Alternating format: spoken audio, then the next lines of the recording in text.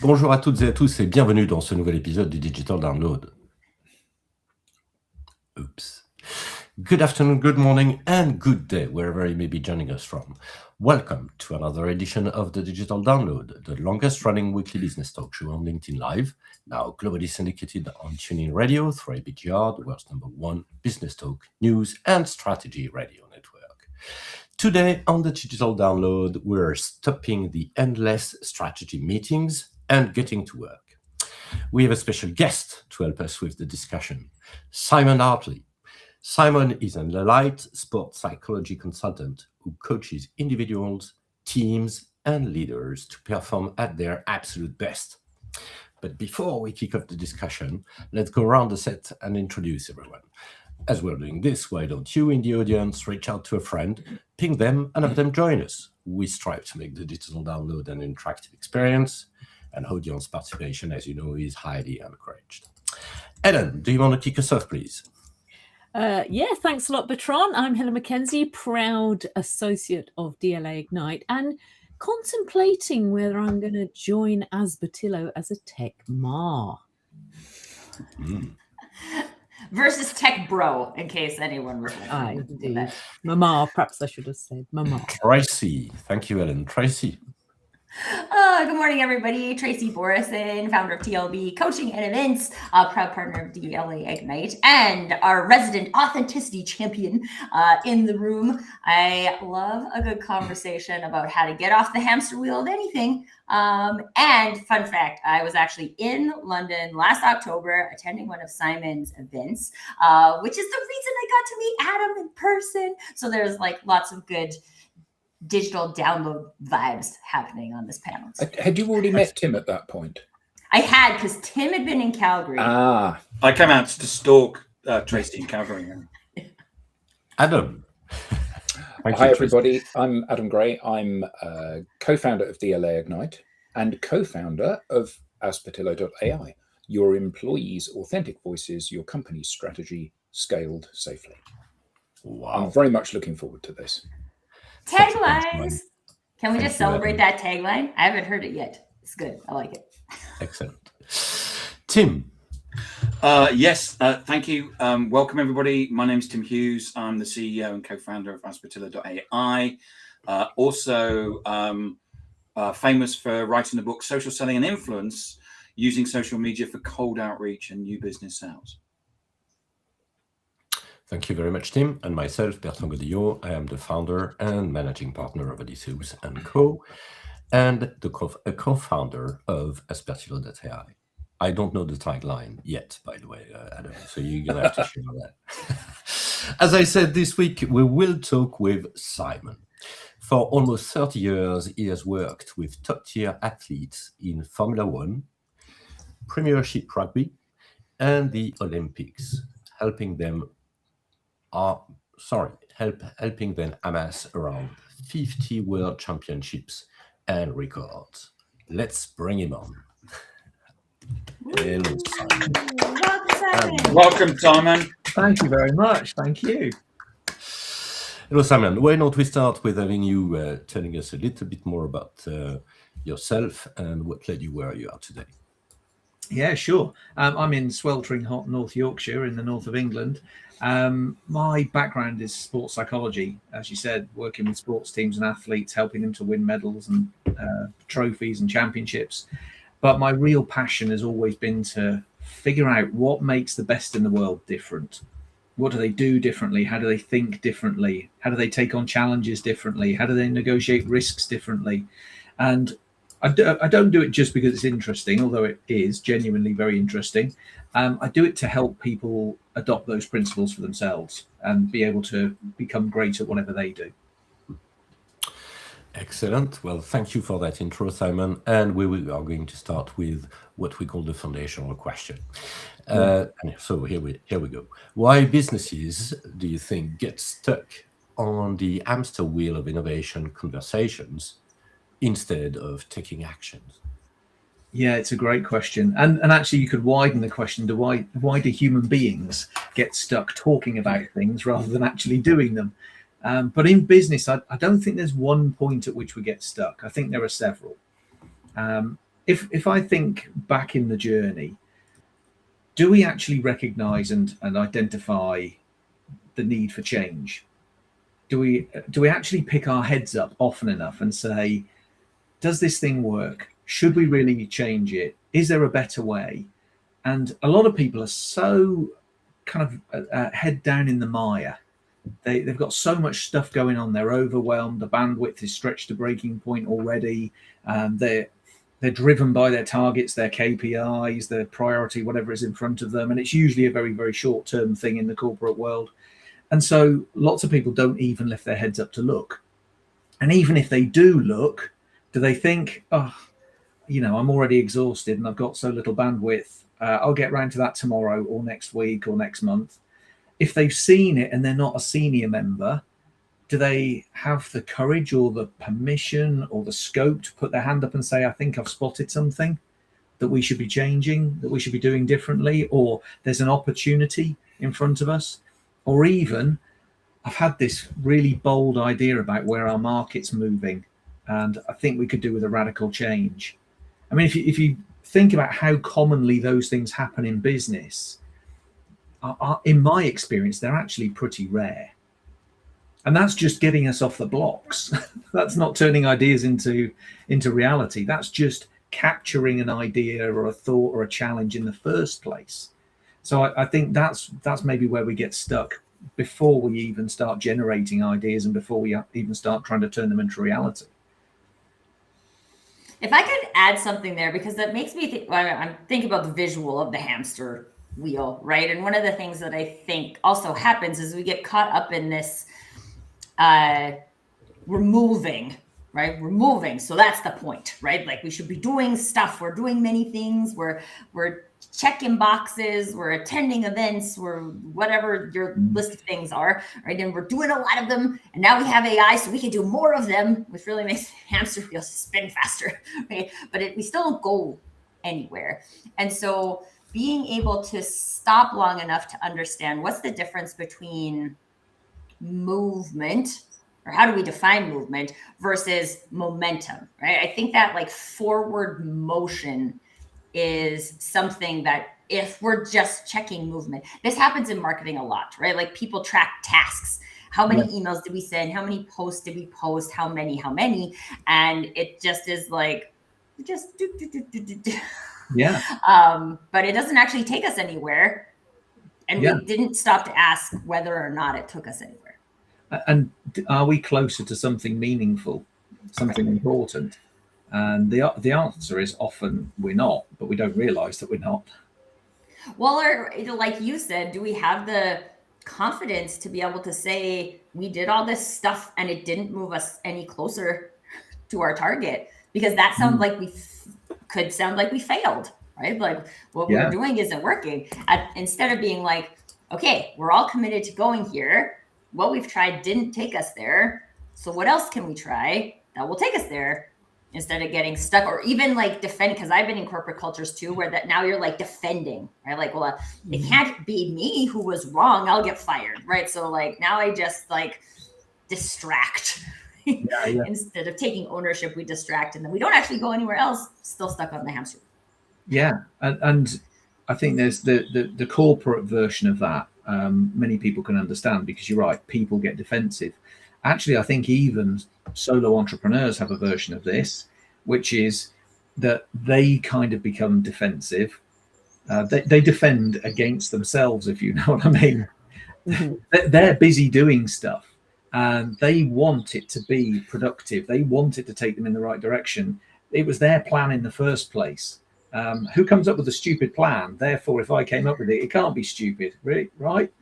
And therefore, sometimes we don't even self-examine whether we're moving forward or whether we're moving our feet very, very quickly, getting exhausted, but essentially standing still. And I think one of the things that I see in some of the work that I do on at board level is, just to bring it back to the corporate, is around risk appetite and how it's not a level playing field, how you judge risk appetite towards status quo versus something new. So I think status quo gets that's doing what we've always done on the hamster wheel, gets a a lot less tough of a ride when we think about risk appetite. It feels less risky than getting off and trying something new. So I do think that, you know, when you're evaluating options, something that you're doing already, that you can measure already, talking about Tracy and her marketing metrics, feels less risky than actually getting off and doing something that you don't know that will necessarily work, but feels like the right direction because what you're doing right now isn't working. So I do think that we in the corporate world, we don't measure things in the same way, and I think that does affect how the corporate psyche feels about failure. It's more excusing of failure where it's the status quo, whereas it's harder judging on failure when it's something new. Yeah, I've reflected often that I think entrepreneurs tend to have a different view on this, and they will ask, what's the risk of doing? And there is always a risk of doing, but they'll ask, what's the risk of not doing? And actually the risk of not doing anything can be higher. And sometimes it's because, you know, not doing equals stagnating, not doing equals getting overtaken. And you're right, if we don't really have a clear view of the risk of not doing, we might opt to stand still thinking that that's the safest option, but actually it may not be. And I can remember actually years and years ago, I was working with a swimmer, and he was a very, very high level swimmer. He was an elite swimmer. And he had a really difficult decision to make at one point. He was going to throw out kind of 66% of everything that he was doing in search of a better way. And the 66% that he was throwing away hadn't made him a failure. It had taken him to the most successful point he'd ever been. And it's easy to throw away things that are failing. It's not easy to throw away what you've got that's made you as successful as you are in search of something that's going to take you further. And that, I think, is a really interesting dynamic for lots of people. But Bertrand tells a story often because Bertrand's an elite golfer, and he was saying that he's actually changed his golf swing. Was it 3 times or something, Bertrand? Yeah. And what he found every time that he changes is it actually gets worse before it gets better. Yeah. Very classic one. 2 things that I would like to come back to that you said, Simon. The first one is, you're not necessarily into a senior position and identify. So first of all, you need to identify that you are an ID, basically, because things are changing. And I think it goes back to what leadership, a certain form of definition of leadership definition. You've identified that things are changing, and you've got a great idea. Assuming you're not into the leadership position, how do you make that happen? Yeah, I think there's an opportunity that we've all got, but some people, I think, are probably more able to take the opportunity than others. I think right at the beginning of curiosity, at the beginning of this journey of curiosity, is what I call a moment of wonder. And it's that moment that we all have where we go, oh, I wonder how that works. I wonder why that happens. I wonder why we do it like that. Sometimes it's because something doesn't stack up. Sometimes it's because there's a gap between what we know and what we want to know. But it creates that little tension. And some people capture that moment of wonder, and some people let it pass. And some people go even further, and they take that moment of wonder, they capture it, and they sort of bind a question around it. And maybe they just hold on to that question for a little bit longer. And as they hold on to it for a little bit longer, it unsettles them, because maybe we should know. Maybe I should find out. And when we do that, we've got, I think of that as a little spark. It's not a flame yet or a fire. It's a little spark. But if we wanted to take that even further, we'd have to start investing into that. And that's the first little step that anybody, not just leaders, anybody can make. Now, one of the reasons that I think we maybe end up on the hamster wheel and we don't then progress things further is that lots of the little stages after that require courage. Because whilst it's just a question in our own head or an idea or a thought, it's quite safe. But as soon as it steps out of our head If we put a voice to it, we're stepping into some potentially dangerous territory. People could laugh, people could close us down, people could fire us for saying the wrong thing, we could get excluded. You know, that there's a social risk, which is very real, because we're, as human beings, we're kind of wired for belonging, aren't we? If we were ejected from our tribe and thrown out into the wilderness, we'd be in danger. So we feel this innate need to belong. And of course, that creates a social risk.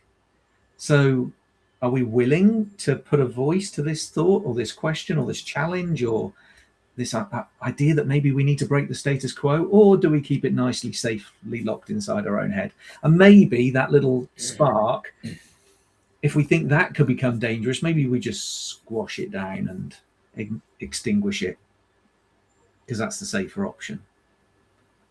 I think like one of the things that I've also experienced is like my own personal desire to not assume, right? So I was actually on site with a client, and I was waiting to go into a meeting, but then I was listening to what was happening in the meeting. The door was open. And they're talking about something I know a lot about. And so that I'm like sitting and listening and be like, well, I'm not invited to this meeting. I haven't been asked my opinion. Right? So like, I think this, and like, I feel like maybe it's risky to not say what I know. And I didn't during the meeting, but I did bring it up later in what I considered a like safer environment. So not in front of everybody in a room I wasn't invited into, but with one of the parties that was in that conversation. And then the thing that was really interesting about that is it was like your own internal process of that question of like, do I say something? Like I got the wonder, I've got the spark, and I think I have enough personal confidence to know that I have something valuable to contribute in this scenario. Will I? Yeah. Right? And that's the question then. Are we taking ourselves up on that opportunity to will I? Because we are putting that it's a risky scenario. I haven't been asked. This is a senior member of the team, right? Like, I don't really think, if I really play it out in my head, I don't really think me saying something is going to like endanger my role or anything like that. But like, there's that risk. And are we going to understand that there is a risk and say yes anyway? And I will say, in my experience in doing that, which is where I think people get the experience and they just start doing it more naturally, every single time I've done it, it has added value. Yeah.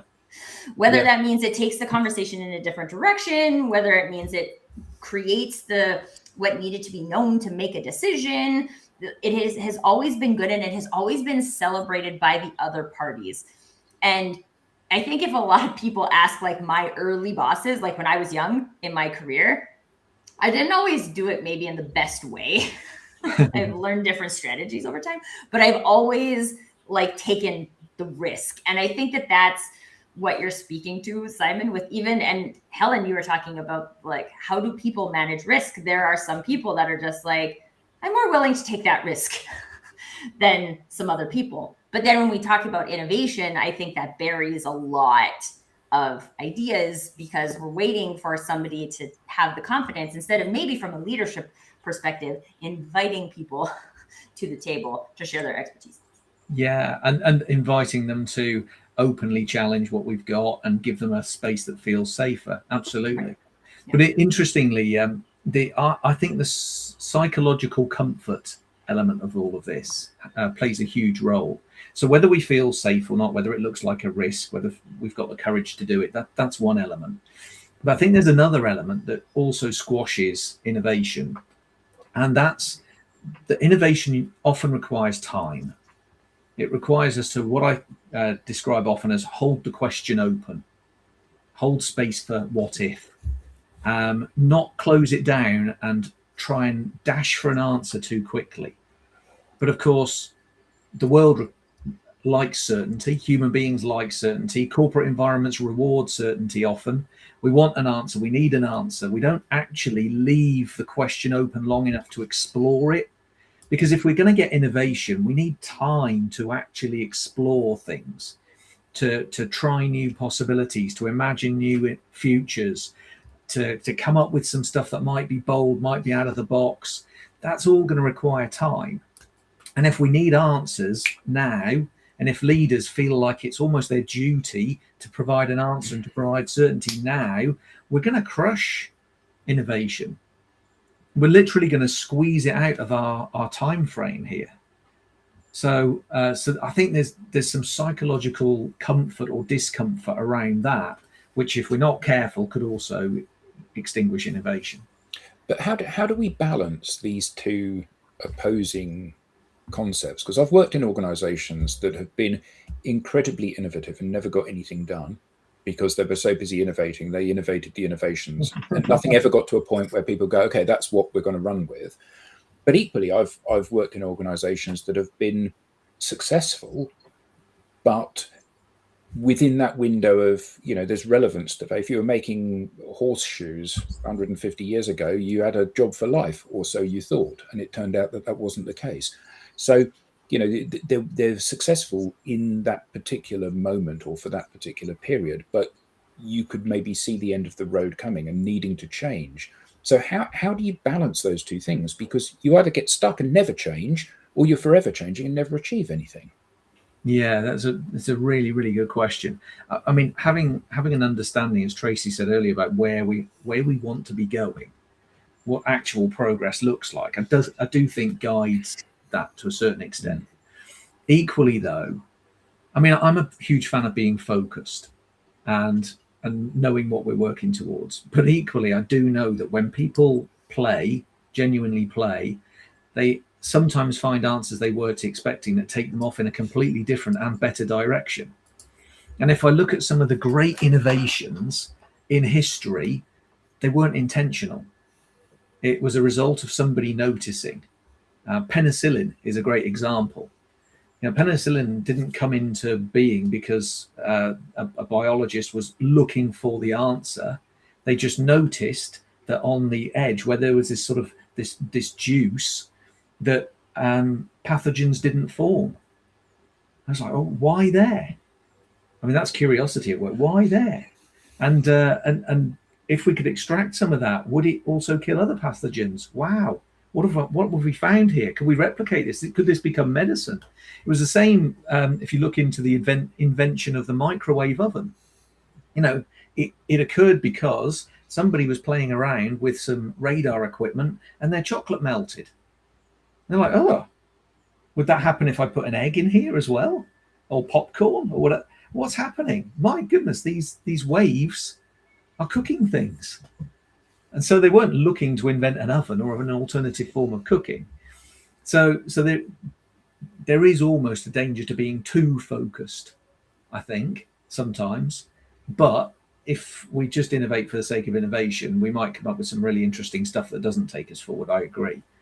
And I think that's call that a dialogue within leadership. We have a conversation, dialogue around this. If I'm honest, I think there's a great question from Mark, and maybe Adam or Tim, you want to take it. Mark ties very well into the discussion. Yeah, Mark asks a question. Mark Crosby asks a question. So, in a corporate environment, what is some practical advice of how to you nurture a culture to challenge the status quo on a regular basis, and just not in a workshop? Yeah, great question. Great question.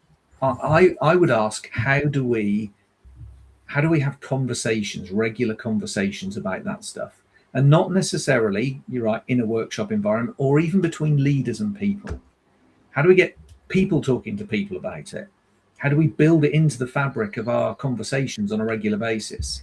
And one of those things that I often do within elite sports environments is encourage people to reflect on the performance on a regular basis, talk about how well we're training, what can we do better, how can we prepare better, and not just for the 1%, but sometimes for the larger chunks, things that we could really do differently.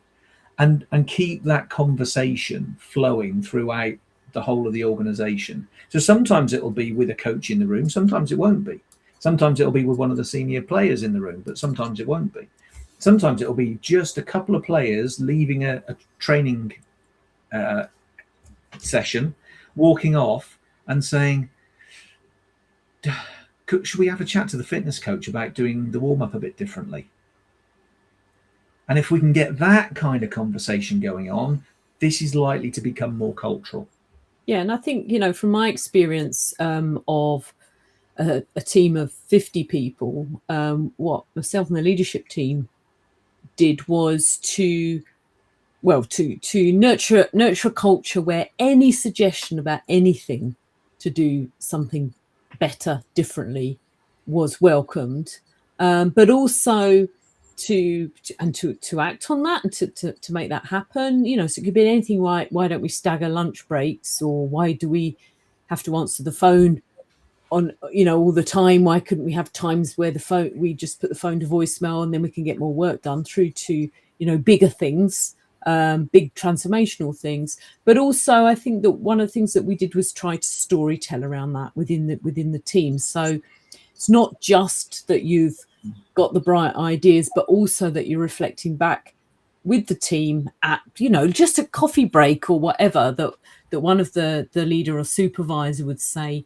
that was a great idea that Adam had this week about this, and we've made that happen, and thanks to Adam for the suggestion. Or even for me, I had a bright idea about something, and somebody in the team had a look at it and told me that it wasn't worth doing, but it was good that I thought of it, and that you were able to change it. So I do think leadership's has a responsibility, back to Mark's question, about just trying to make that the way that we do things. But it's not a big thing. It's about how you embed it into how you do things, but also how you reflect it back. But it can be a big thing, can't it? Because you can consciously engineer this into how you operate. So the new Apple headquarters is a great example of this, where the bathrooms and kitchens are quite a long way from where people sit. Not because they're trying to minimize costs, because obviously it's the most expensive building ever made, but because they want people to have to traverse through the office to go to these communal places, so that as I'm walking past, I say, "Oh, hi, Simon, I've not seen you for a while. I've just got this idea. What do you reckon?" And clearly, it works for them. And whilst we can't all build a huge donut-shaped office that we live in, there is an opportunity for us to consciously engineer these things in, I guess, isn't there? Yeah. And if you think about how conversation flows, leaders could start by not getting everybody together and saying, "Right, folks, how do you think we can improve stuff?" But maybe having some one-to-one conversations, particularly with those who they think are less likely to volunteer that in an open public environment. And just sparking a couple of those. I often try, when I'm working in environments, try and maybe catalyze some of those, be the catalyst for them, but then step out and see whether they can work without my input, and then see if we can get the leaders to step out and it works without their direct input. Just step back a little bit further, but make sure the wheels are turning. I think one of the things that comes up for me in Mark's question too is the word nurture. So I've mentioned it on the show before when we talk about nurturing and like email funnels and things like that. If you don't have look at it like it's a plant. If you don't have a seed, you don't have something to nurture. You have to have something to nurture. And I think when it comes to culture, a lot of times people aren't looking at what their systems and processes are telling people. As we have a system for this, we have a process for this. We report every single time we're going to be out of the office to go to run an errand. And you're like, wow, okay. I'm not saying any of that is bad, right? But like when employees then get into like, I'm reporting this because somebody's supervising me, versus I'm reporting this because I'm keeping the team informed because I'm a critical member of the team and people might need to reach me. there's a lot of that like underlying mindset we don't control. And so if we're not looking at, and we can't control, right? Like humans control their own mindset. And so if we're not looking at what our systems and processes are telling people, what they're doing and how it's related to how we run the business, then we don't understand what the seed is. And so we can unintentionally nurture the wrong thing. Yeah. So coming into an environment where people think that they have to report everything because the systems and processes tell them they have to report everything, and then a leader telling them, I want new ideas. The more new ideas you share, the better. And the leader actually believes that. The leader's not lying. The leader wants those new ideas, but the systems and processes haven't taught the team that how to do that. Yeah. So I think it's important to like look for the seeds before we talk about what are we actually nurturing. Yeah. And sometimes, things can be built into systems, and that's not a bad thing. But if we rely on the systems, then we might unplug ourselves from the thinking that we really need. And my understanding here, what I've learned over the years, is that if leaders are really curious themselves about how we can do things better, they'll ask that on a more regular basis. They'll spark more conversations about that. They'll share their own ideas. They'll pull out ideas from other people. They'll circulate ideas. They'll build on ideas. They'll do that because they are curious. If they're relying on our innovations meeting because it's in the diary and it's part of the system and the structure and everything else, then when they get there, they may not actually ask some very good questions. They may not actually draw the ideas out of people. They might not actually create a little culture, mini culture within that setting that allows people to share their thoughts, ideas, challenges, etc. And so the structure is great and it's fine, but if the leader was curious, I suspect a lot would flow from there. Yeah. Without the structure and the processes, it would just naturally flow. Yeah, and I sort of went through a phase where I was a new leader and I was reading books and books and books. A lot of them are behind me. And they used to dread the Friday team meeting because I'd come in and say, I was reading this thing in the book, can we try it? I was reading this thing in the book, can we try it? Luckily for me, I had a team that indulged me, or perhaps they just indulged me because I was the boss. But I do think that helped them to feel a bit more curious because I was curious. Now, I would lend them these books and they wouldn't read them and things like that. But on the other hand, it shows an appetite for doing something different. And I was having a call this week with somebody, and it was quite sad actually, because they were out in the field talking to prospects about things and ideas and what the prospect actually needed, but what the organization felt that they were going to be delivering was totally different. And he was very sad that he didn't operate in a corporate culture, I think, where he felt that he could actually safely raise that without it being, totally off the mark, and perhaps that being the beginning of the end of his career in sales, really. So, I think it's difficult to be brave. I think we spoke about that at the beginning, didn't we? Yeah. And even if we get to the point where we do have ideas flowing from people, the ideas are only the first step, of course. Mm-hmm. We were talking about the hamster wheel of innovation and why sometimes we've got plenty of talk, but we haven't actually got any forward movement. There's a huge gap between ideas and stuff that's in reality. We've turned the ideas into something real.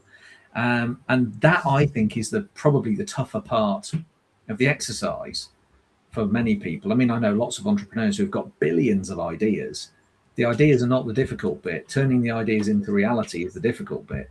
That's where all of the challenges, all of the hurdles come from, really, in that process. And if you think about the likelihood that your idea is going to be successful first time, it's pretty small, because the idea is just pictures in our heads, really. That's not real. That's just images that we've got, usually conjured up by our imagination. To turn them into something real and have that real thing become successful is a totally different challenge altogether. And it requires quite a different skill set, I think, as well. So When I look at it, I don't see a single skill set for innovation. I see quite a lot of different tools. So we talked about courage, but and I think you actually mentioned that some of that is about our own mental blocks. So how do you get that sorted out? How do we build courage? Yeah, well, how do we overcome some of our own mental limits? Are there any secrets that you could share? Well, there are two ways that I look at developing courage and overcoming fear.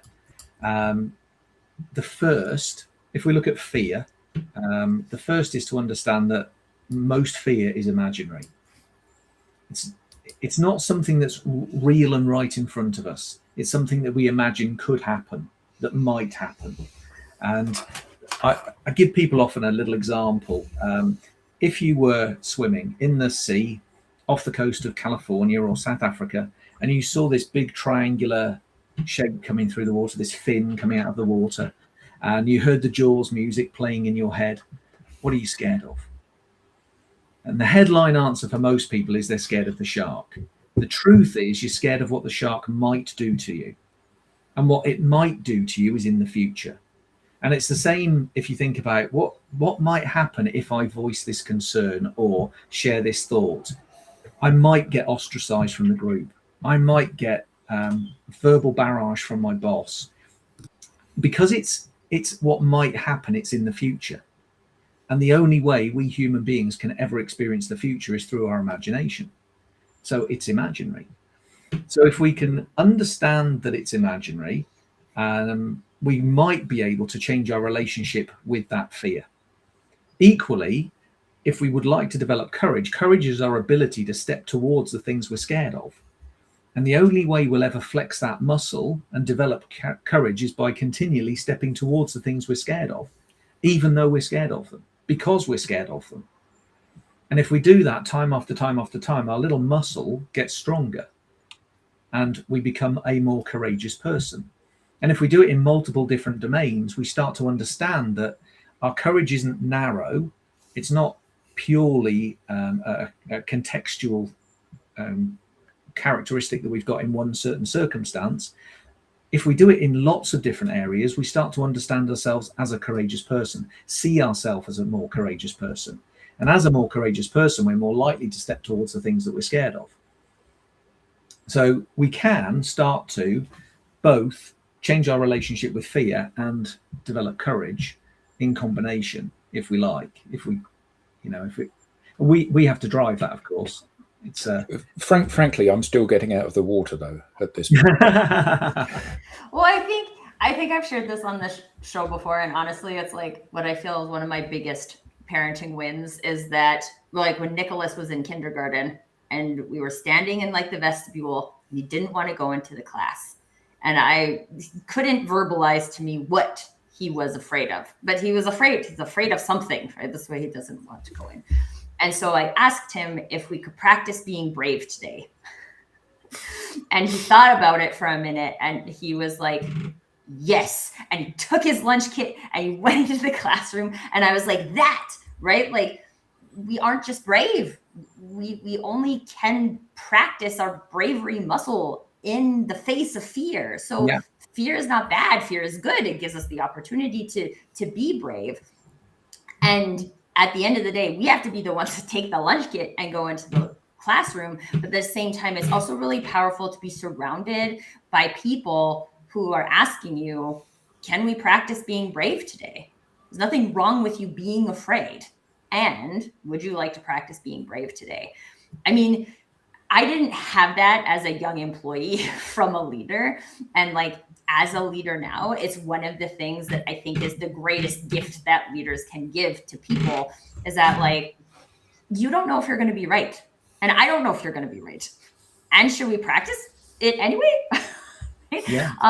What if we did? And just like Helen mentioned, right? Like, when a leader is leading by example, when they are showing curiosity, especially, I think I love when leaders don't come and just be like, I have all the answers. but more the like, I have all the questions. Yeah. Like, let's figure it out together. This is then what people see. And especially when you're like, I don't know if any of us can like go back to our like 20-year-old selves and think about like, if we had seen that from a leader, how much space it would have given us, even like whether it was like all the way to permission, but at least the belief, right? The belief that that is available. We might not have given ourselves permission yet, but like it's available. People are doing it out in the world. Maybe I could do it too. Like, again, this is why I love to look at it as an invitation, right? Like our behavior can invite other people to get off the hamster wheel. We can be like, hey, we're like over here, not on the hamster wheel. And if you would like to come over here and just like see what it's like, you can always go back, right? Like you can always go back to your hamster wheel, but maybe just like come over here, see what it's like. And then that's you want to practice being brave, getting off of your hamster wheel. Yeah. You can always go back. And there's a real opportunity, I think, for leaders to just enable people to play with ideas and solutions. We don't have to create the perfect solution first time. If we're trying to innovate here, let's just play with some things. Let's just imagine different possibilities. We'll stretch it as wide as we can. We're going to refine it back again. That's fine. You know, we're going to come up with maybe a few solutions and then back one of them perhaps. But let's give each other permission to play here. Because if you watch kids when they are playing, there is no fear because there's no definition or defined boundary of success and failure, right and wrong or anything. They have permission to play. And in doing so, we allow people to be really creative. So we can create those and we can expand out the ideas. The other sort of characteristic that I think is really important and helps us to turn thoughts, ideas, maybe even solutions into tangible outcomes is we have to experiment in this process. We have to put it through iteration 1 and then iteration 2 and 3, you know, and that's not new within innovation.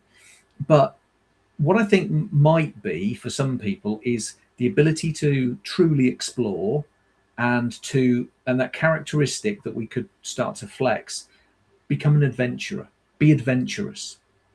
And I think that leads me back to, in the corporate environment, it's really important that you understand the risk appetite for all of that, because you know, one of the things that we've done on the board of the housing association that I'm on is be really clear about our risk appetite, particularly around innovation in particular areas.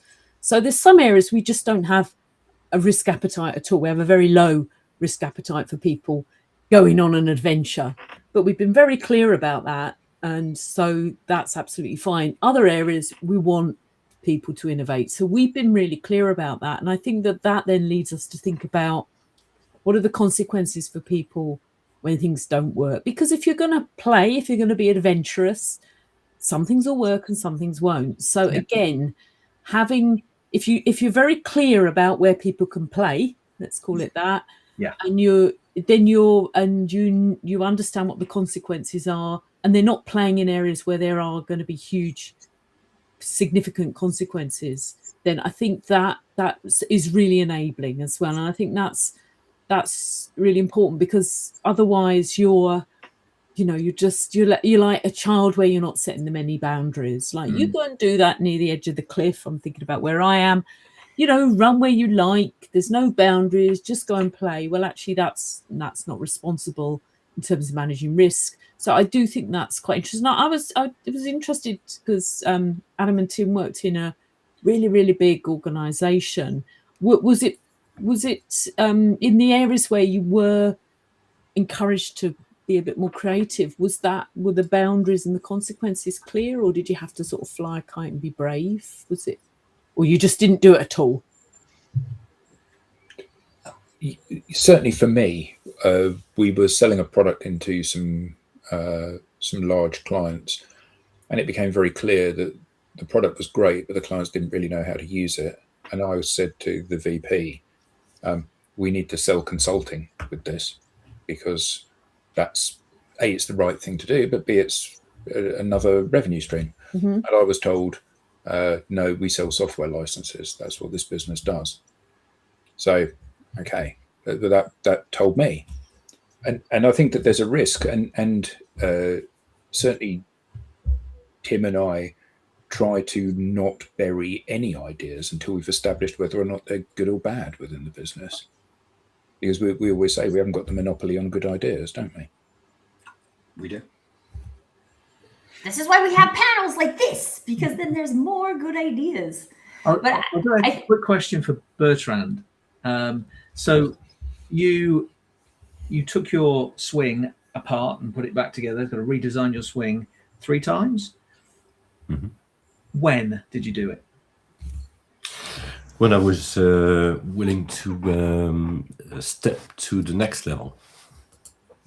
And did you do it? Did you do it in the middle of a competition, a major competition?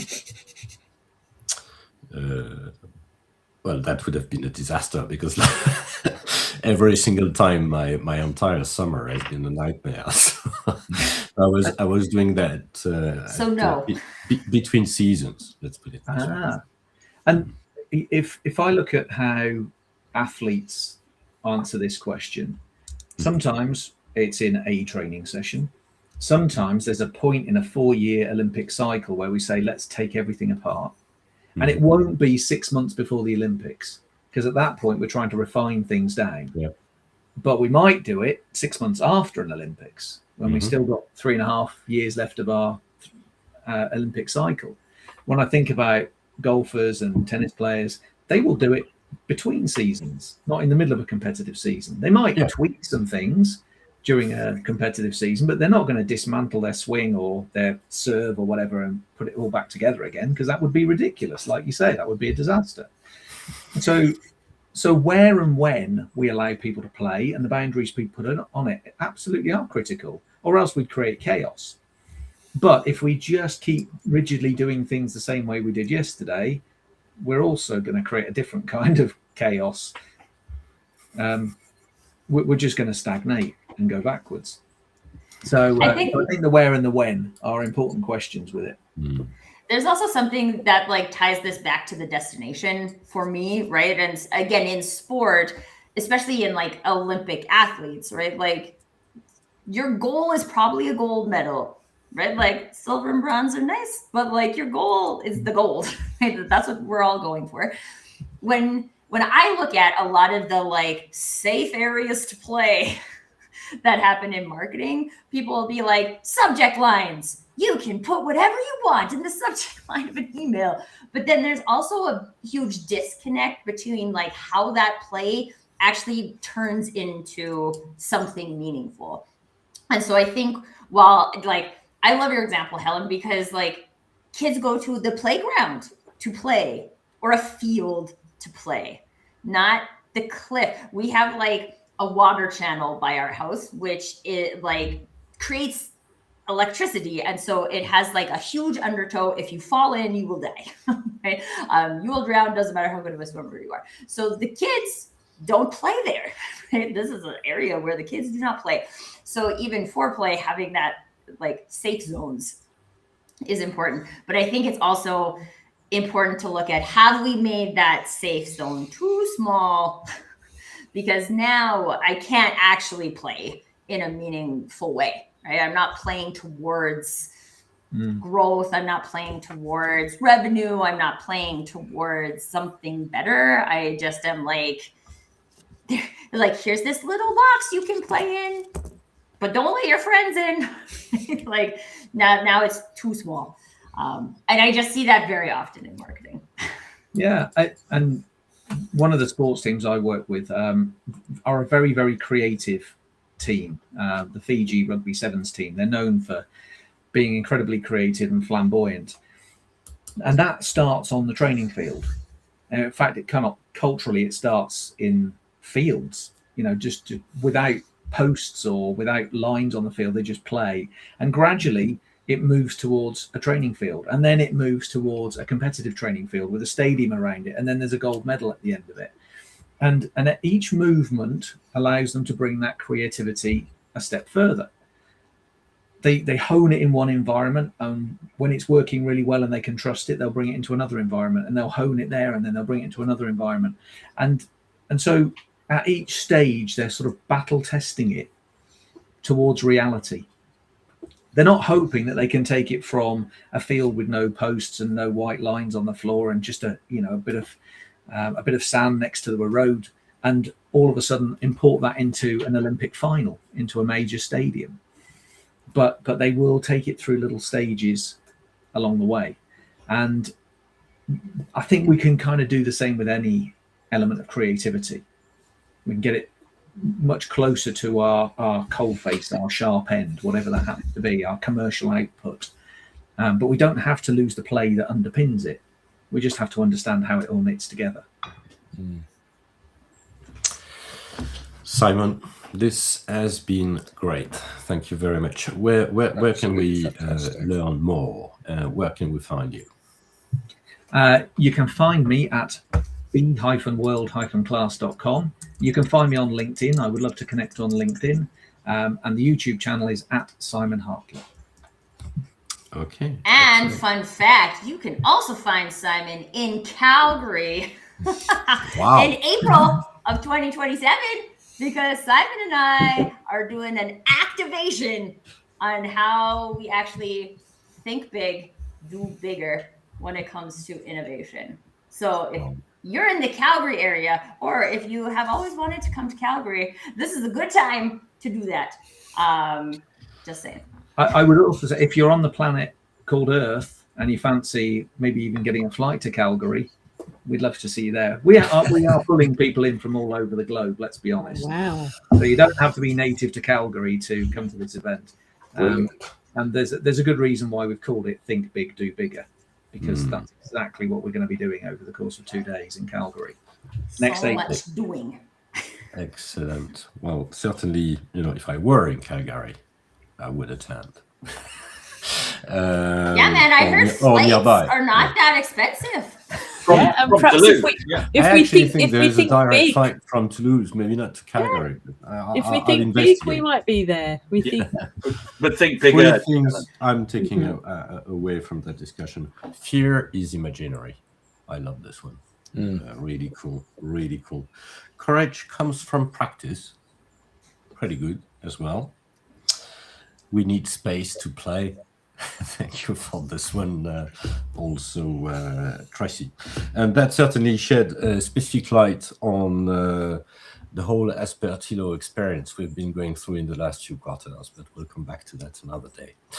Okay, so we now have a newsletter. Everybody should know that. Sorry for this, because I am probably going to... That's okay, Adam. You're still safe. If you want to know more about the show, the upcoming episodes, just flash the QR code on the screen or visit us at digitaldownload.live/newsletter. With that, Simon, thank you very much. Thanks to our audience, and see you next time. My pleasure. Thank you. Bye-bye.